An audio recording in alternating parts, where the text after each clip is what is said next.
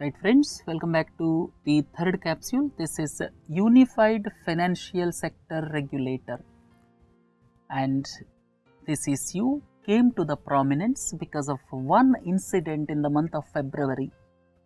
The foreign investment limit in the banking sector is 74%. All of you are familiar with the FDI regulations.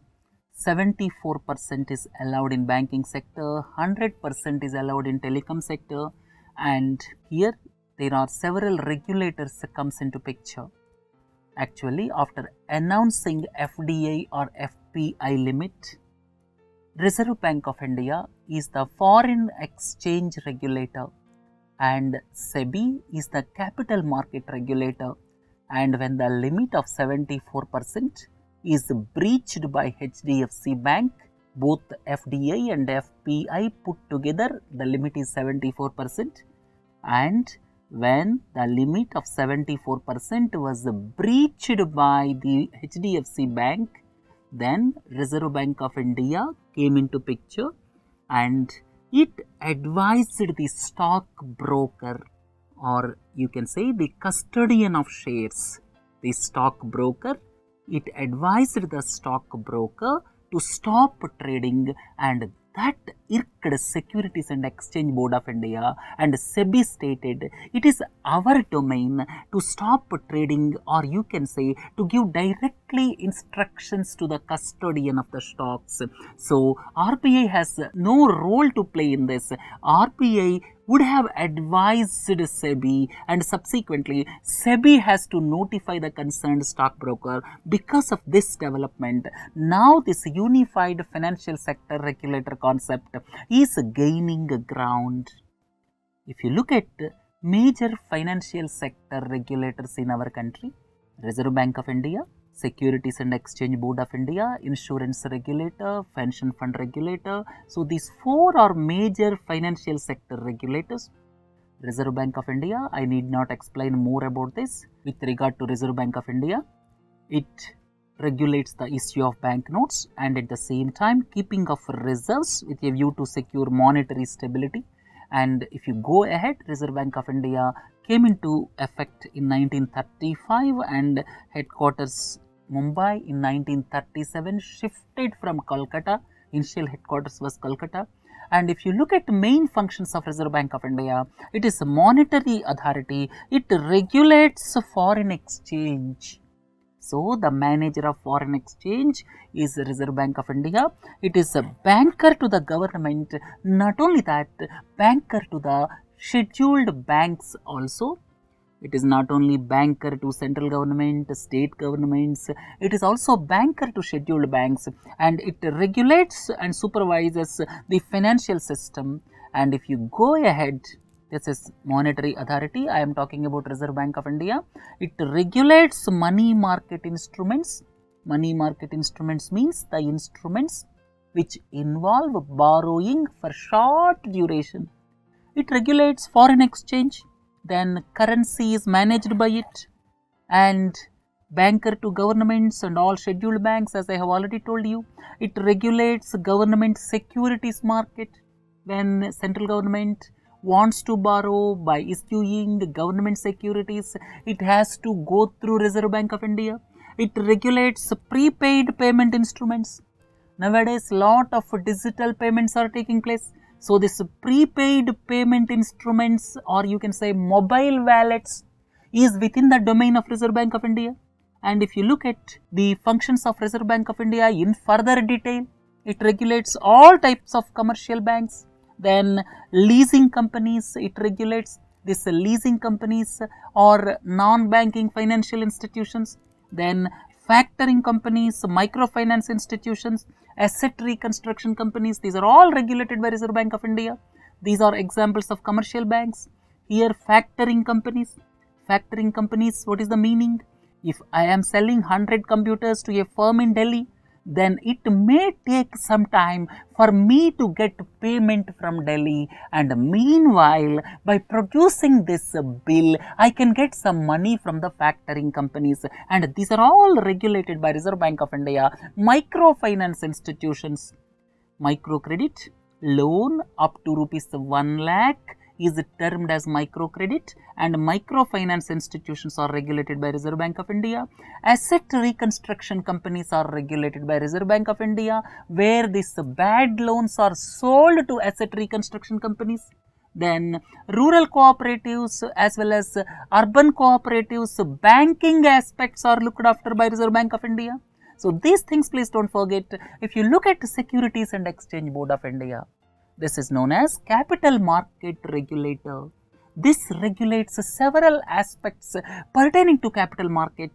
Please look into various aspects, Ponzi schemes, and recently with amendments to the Act, Ponzi schemes were brought under the regulatory purview of Securities and Exchange Board of India, and previously there was a grey area, but now they are brought under Securities and Exchange Board of India.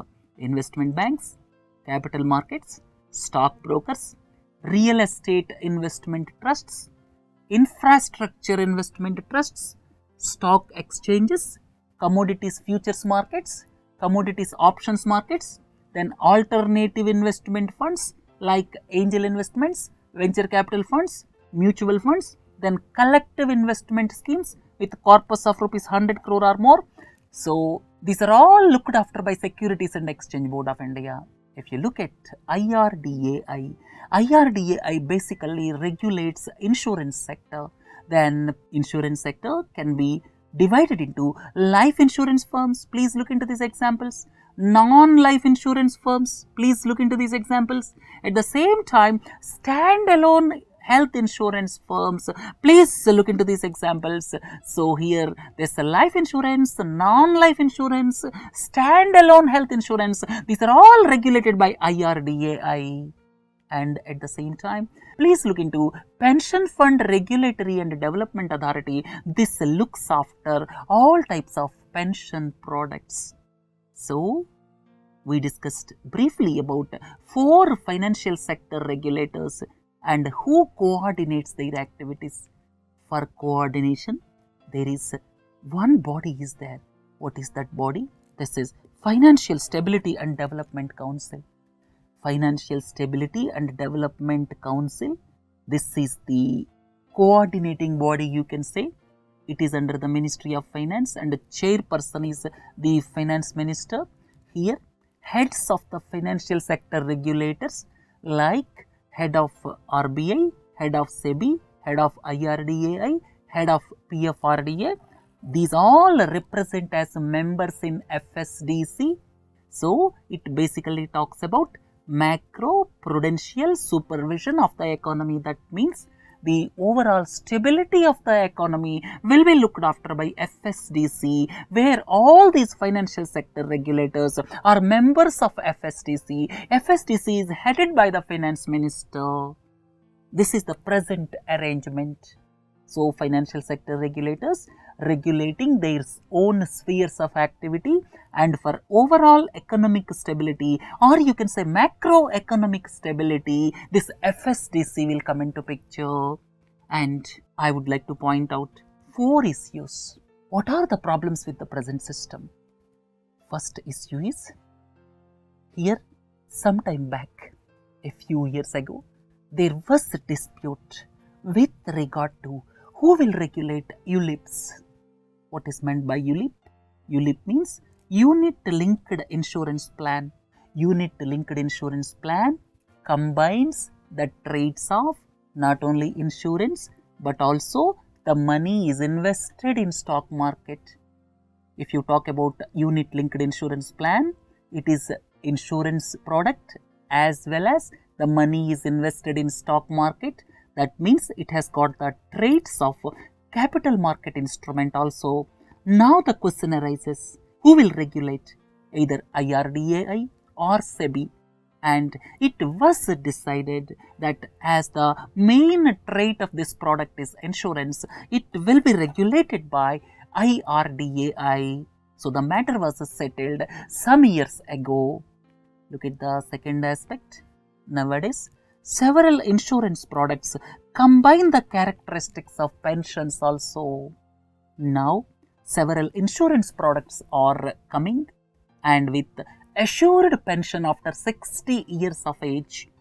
This assumed significance in view of the fact basically our country more than 90% employees are in informal sector without assured pension. So, insurance combined with pension products is gaining momentum nowadays. So, when the product is having the traits of both insurance and pension, who will regulate these products? This question may arise any time from now. Then the third issue, this is with regard to SEBI and RBI in HDFC Bank case. In HDFC Bank case, one day in February, the total limit of 74% stipulated by Government of India for FDI/FPI was broken or breached. Then, what the Reserve Bank of India has done? Reserve Bank of India intervened. That is its responsibility because of the reason it controls foreign exchange. Subject to the legislation, it should apply brakes when the limit is breached. But what RBI has done? RBI intervened and directly gave instructions to the stockbroker to stop trading. So, immediately SEBI dashed off a letter to Reserve Bank of India.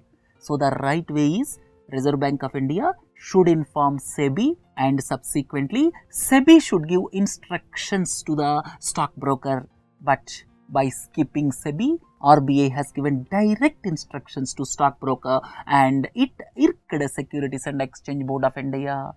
So, this is the third issue. If you look at the fourth issue, this is with regard to credit default swaps. You may have a doubt what is meant by credit default swaps. Credit default swap means, let us take an example. I purchased bonds issued by some reputed company. I purchased bonds issued by some reputed company and the time period is 5 years. What is the guarantee that after 5 years I will get the money from the company? So, to mitigate the risk, I will have a tie-up with the third party. The third party will insure me against the risk of the bond issuer.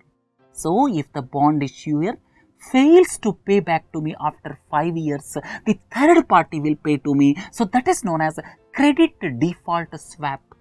Basically, it is looking at the risks involved in bonds. So, it is some sort of insurance and it comes under the regulatory purview of SEBI, but it combines the characteristics of insurance also. Tomorrow a doubt may arise, who regulates credit default swaps? So, these type of problems are coming and in future these type of problems are also expected to come and the present arrangement may not serve the purpose. And you may have a pertinent doubt why this type of problems are coming only in recent times. And the important point to note is our financial sectors, especially money markets sector, at the same time pension sector, at the same time insurance sector, these are being developed during the past 10 to 20 years. During the past 10 to 20 years, these money market instruments, various types of pension products, various types of insurance products are being developed, and as the financial markets mature and develop, then cross-functional characteristics are bound to arise. Here, various products combining the characteristics of insurance, pension, capital market, these are bound to come as the financial markets develop. So, we are in the evolutionary stage of development of various financial markets, and because of this, in future also, cross-functional characteristics of various products which combine the characteristics of insurance, pension, all these are bound to develop. So, I gave details here. As the financial markets mature and develop, these problems are imminent, you cannot avoid.